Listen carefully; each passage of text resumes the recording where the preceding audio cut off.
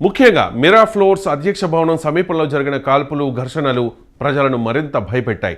రాత్రి వేళ కాల్పుల శబ్దాలు వినిపించడంతో చాలామంది ఇళ్లలోంచి బయటకు రావడానికి కూడా భయపడిపోయారు.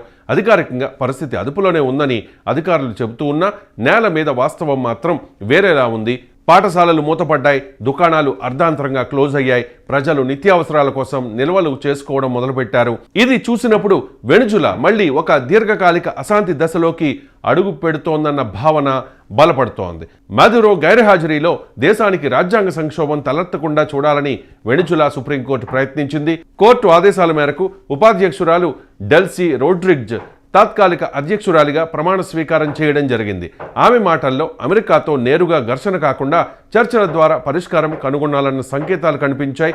దేశం ఇప్పటికే ఆర్థికంగా కుదేలై ఉన్న సమయంలో మరో అంతర్జాతీయ యుద్ధం వస్తే ప్రజలు తట్టుకోలేరన్న ఆలోచన ఆమె ప్రకటనలో స్పష్టంగా కనిపించింది.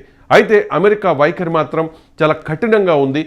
వెనుజులాలో సరైన అధికార మార్పిడి జరిగే వరకు ఆ దేశ వ్యవహారాలను అమెరికా పర్యవేక్షిస్తుందని అధ్యక్షుడు డొనాల్డ్ ట్రంప్ చేసిన వ్యాఖ్యలు అంతర్జాతీయంగా తీవ్ర దుమారం రేపాయి. ఒక సార్వభౌమ దేశంపై ఇలా మాట్లాడడం, అక్కడి ప్రభుత్వాన్ని పక్కన పెట్టి తామే నిర్ణయాలు తీసుకుంటామని చెప్పడం చాలా దేశాలకు జీర్ణించుకోలేని విషయంగా మారింది. ఇది కేవలం వెనుజులా సమస్య మాత్రమే కాదు, ప్రపంచ రాజకీయాల్లో పెద్ద మలుపుగా మారే అంశమని విశ్లేషకులు చెబుతూ ఉన్నారు.